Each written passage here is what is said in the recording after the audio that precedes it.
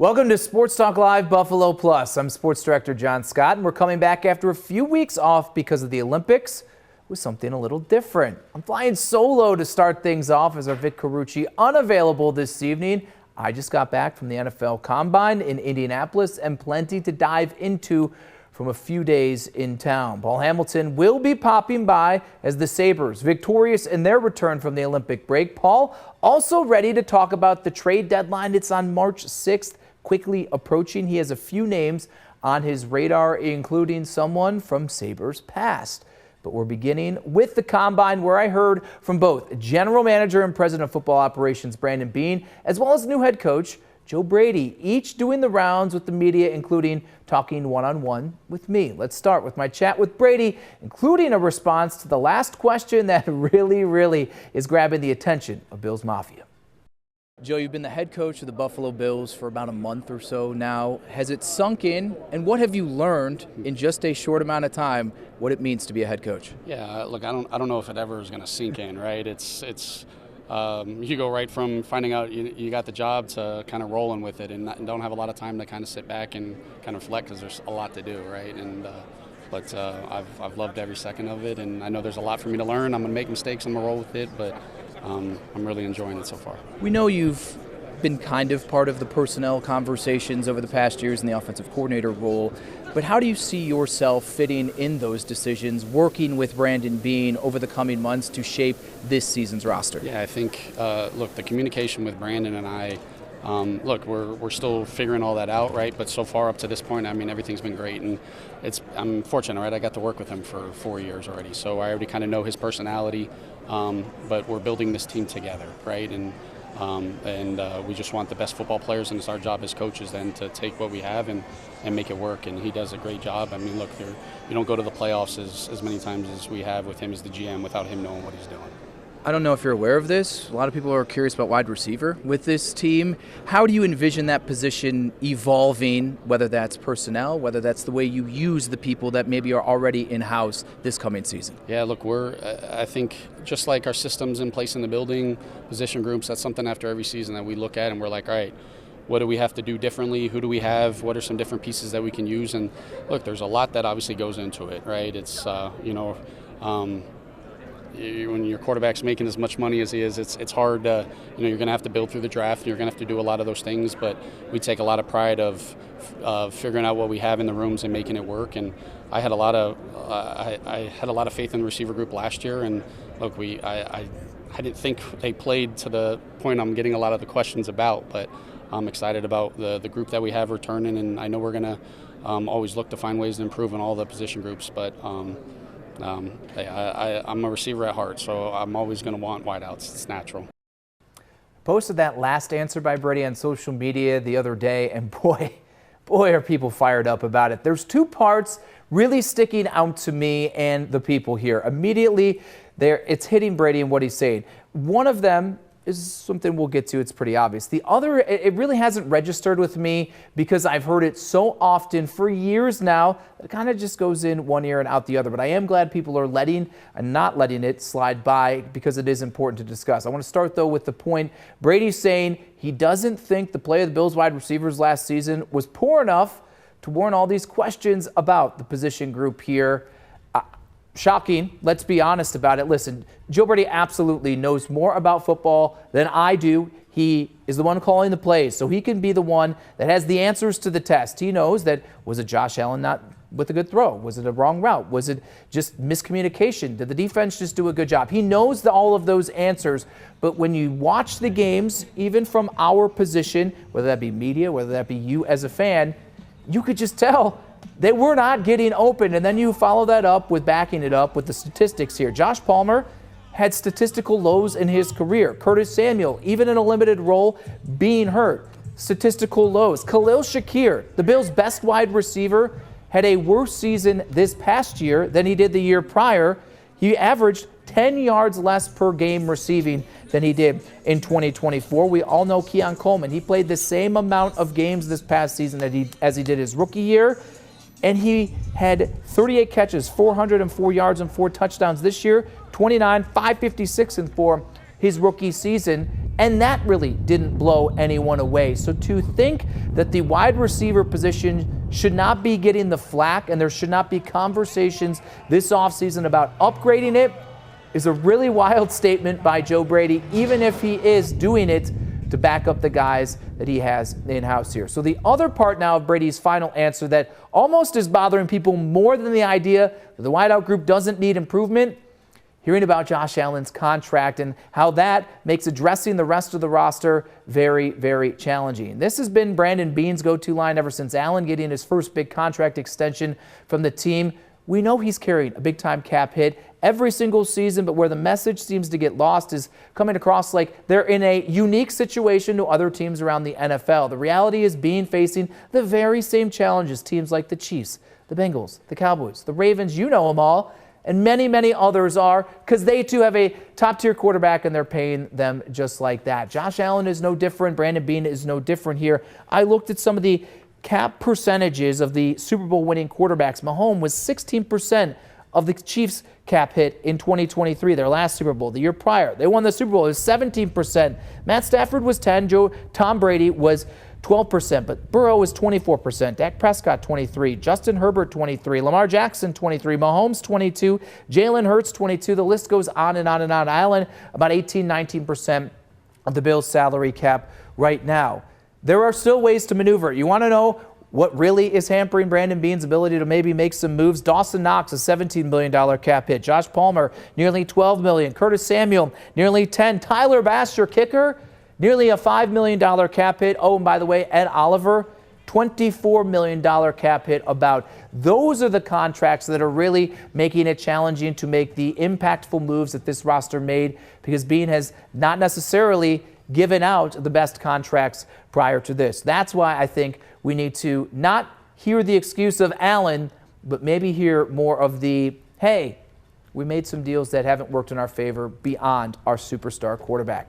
Let's shift gears over to what we heard from Beane himself in Indy. It's always interesting to sit back and see the questions thrown to the Bills GM from those who aren't around the team regularly. To no surprise, Keon Coleman remaining a hot topic to outsiders. We've heard Beane talk about the young wide receiver a few times already since his second season ending. The message remaining pretty much the same, though there is a little nugget towards the end I found interesting.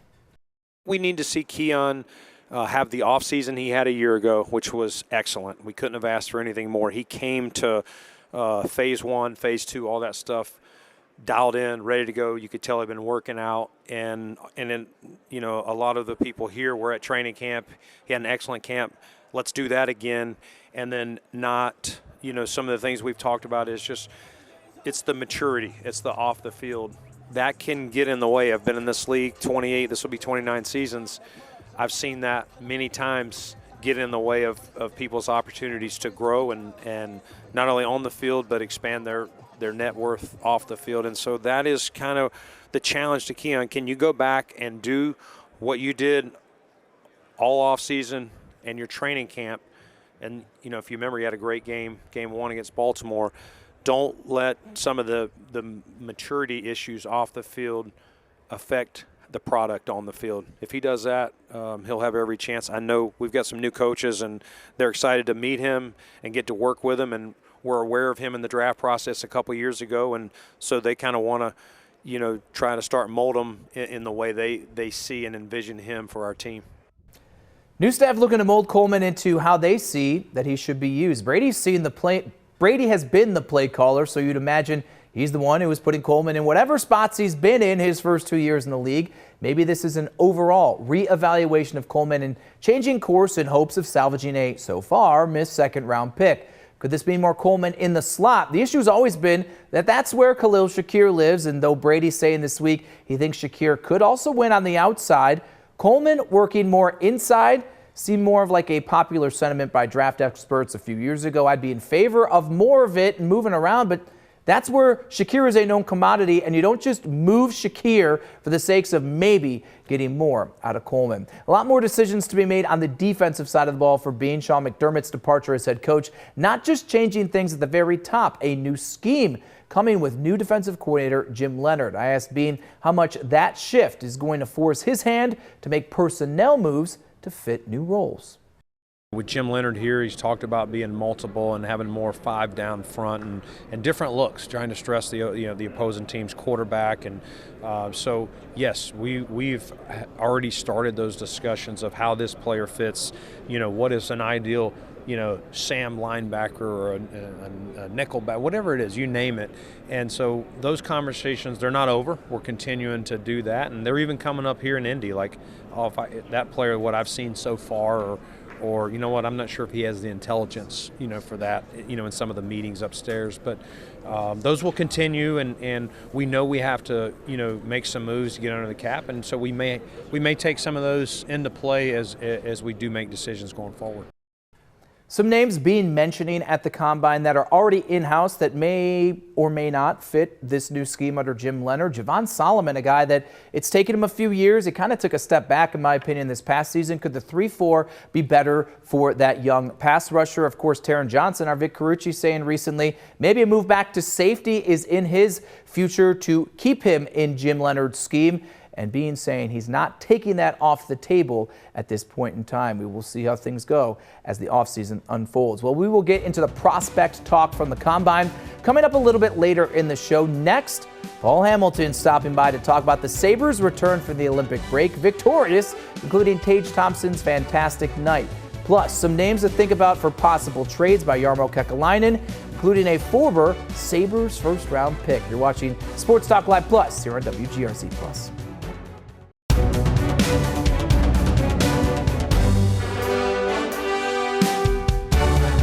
Welcome back to Sports Talk Live Plus, and Paul Hamilton coming in relief to spend some time with me because I just did the entire first portion of the show by myself. Paul, you're down in Florida as the Sabres continuing their return from the Olympic break, and they did so with a nice win in New Jersey last night, 2-1. What did you see from this team after 3+ weeks of not playing games?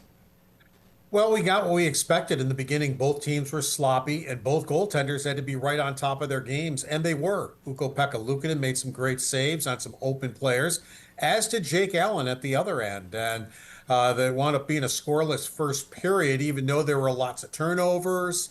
Good speed, but lots of turnovers. And as the second period rolled on a little bit, the Sabres seemed to get their game somewhat. They gave up like 3 or 4 chances early. And then all of a sudden, it looked like Thompson got his game, and he started feeling better, and he admitted it.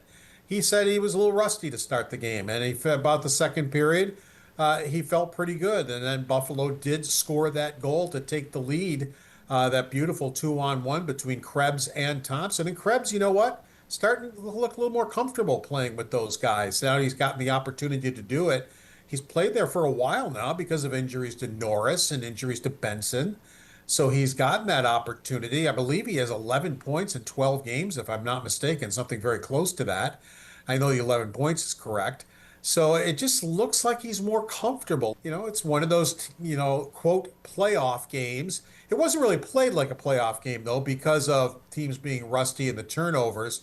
But it was a close 2-1 hockey game. And John, I think we'll be talking maybe a lot about 2-1 hockey games as the season rolls on here. It's funny you use the word rusty for Thompson. I think many of us would maybe use a different sort of a phrase because of the much-deserved celebration Thompson and his teammates with Team USA were doing over the course of the past few days leading into the return to action of the NHL. Let's just quickly touch on Thompson, his play right out of the break, and really starting to ride that momentum after a really solid performance by him over in Milan. It went really the way I kind of thought it would. I was talking in our pregame show on WGR that I expected a good game out of Thompson because of adrenaline. A lot of the time when somebody has something like that happen to them, they come back and maybe they're dead tired, but the adrenaline kicks in. And I think I was expecting that for Thompson, and I think it did. What would concern me more and does concern me more would be tomorrow and the next day against Tampa. 3 games in 4. Now, Lindy Ruff canceled practice today so that they didn't have to go to practice, but still, with everything he did in 48 hours, and I thought he held up well in New Jersey, but when we get to Florida, and especially Tampa, we may see it kind of wear on him a little bit. Now, you mentioned going into the Olympic break, you kind of thought the Sabres were kind of running on fumes. I know some of the guys in the return to action even admitted so, and you were really focusing on the defense and maybe the need for that to be an area to find an addition. The trade deadline upcoming here, March 6th. What are some names that you think could be on the radar? You mentioned some to me, Paul, and let's start with one who would be a return to a former Sabres high draft pick. Interestingly, a listener on Twitter told me, and then I looked it up, and it's true. Tyler Myers is the only player currently in the NHL that has played a playoff game with the Buffalo Sabres. Wow. The rest of them have retired. He is the only one.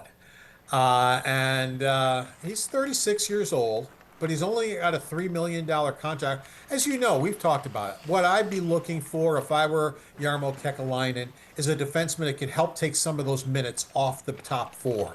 I think Myers could do that. I mean, he's not as good as he used to be, but he could be on your third pair, keep him around 17 to 19 minutes, but within those minutes, which is a lot more than Kesselring and Metza are playing, it kind of reduces some of the load on some of those other players not named Dahlin.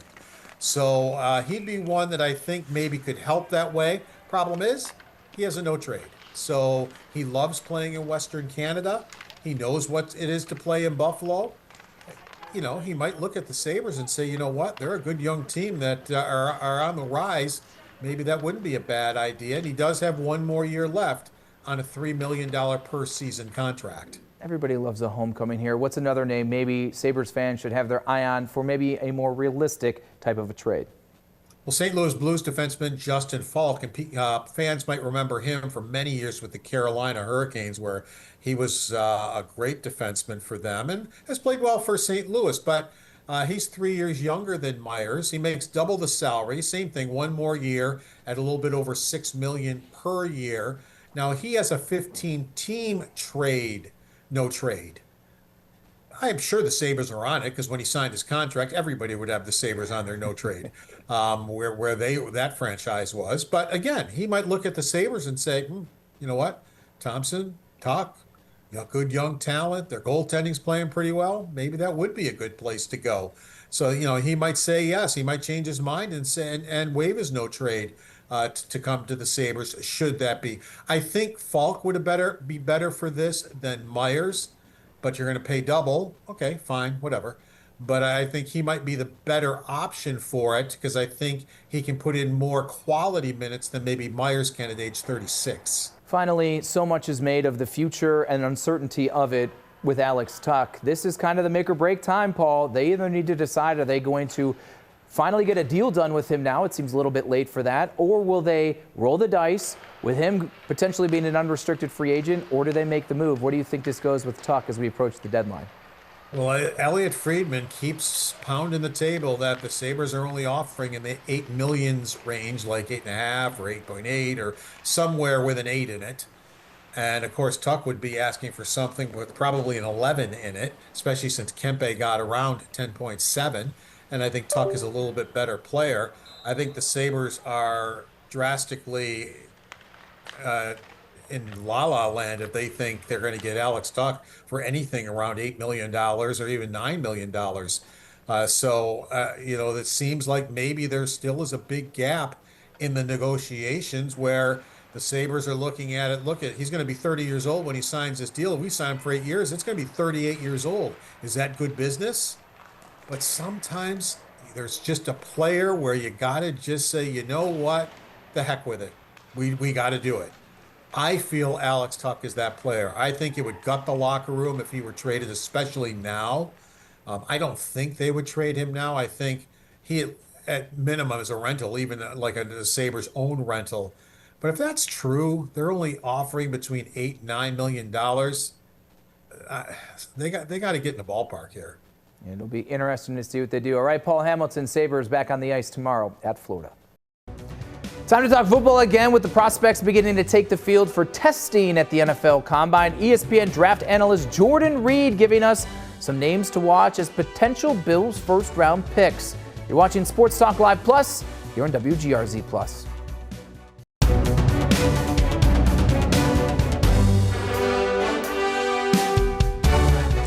Welcome back to Sports Talk Live Plus. General managers and head coaches really in the spotlight the first few days of the NFL Combine. After that, we shift gears to the true purpose of the event, kicking off draft season. First, there's the interviews with the media, as well as beginning the real FaceTime with teams with formal one-on-one meetings. From there, we go to the on-field testing, the bench press, 40-yard dash, and all those drills. The Bills have a lot of directions they can and frankly need to go in the draft. I caught up in Indy with one of the very best in the draft business, ESPN's Jordan Reed, to get his early thoughts on who Brandon Beane should target. Jordan, wide receiver, once again a hot topic with Bills fans for this team. What are some characteristics you think would stand out for someone to join this offense and really excel with Josh Allen? Well, I think a big body X receiver is something that they're going to be looking for stylistically. So I look at somebody like Denzel Boston, the wide receiver out of Washington. I think he's somebody at the back end of the first round that they're going to have a lot of interest in just because of how consistent he is as a pass catcher down the field, a big body X type of receiver that they're lacking. Edge rusher maybe is also a good value at the back end. We know that's a pretty good class here. The Bills could use one. Who's someone that maybe flashes, especially maybe in Jim Leonard's system? One player that I would have circled is Cassius Howell, who is defensive end out of Texas A&M. One player that really stood out his first and only season at Texas A&M as a starter. I really like what he could bring to Jim Leonard's defense as a stand-up outside 3-4 linebacker. Yeah, Leonard's defense going to bring some change schematically, certainly, and talking about 5 fronts or 3-4, things like that. Who are maybe some multiple, diverse type of players that, it doesn't have to be first round, that could maybe fit and slide in and bring a different dimension to that unit? Well, I think Joshua Josephs, the defensive end out of Tennessee, is somebody that they're going to have a lot of interest in, somebody that was really productive in the SEC. And then staying in the SEC, Zion Young, the defensive end out of Mizzou, who really hit his stride during his final season there.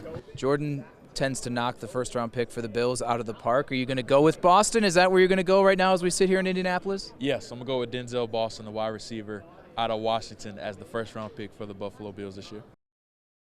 First time I ever spoke with Jordan at the Combine way back years ago, he said, hey, here's a guy maybe day 3 that I think would be a good wide receiver for the Bills. He named Gabe Davis. Out of nowhere, he had me hooked from there. Other wide receiver names, mock drafts are attaching to the Bills. Texas A&M, KC, Concepcion, Notre Dame's Malachi Fields. I've even seen Georgia linebacker C.J. Allen, a very popular choice as well. And we know other publications looking, rightfully so, at the edge rusher position and even safety. It's just the beginning. They're just mock drafts, but a really good place to start learning about the potential guys who could really be in the mix for those early rounds. And that'll do it here on Sports Talk Live Plus. Make sure to join us over on Channel 2 Monday night for the flagship show, Sports Talk Live, 7 o'clock. Until then, have a good weekend.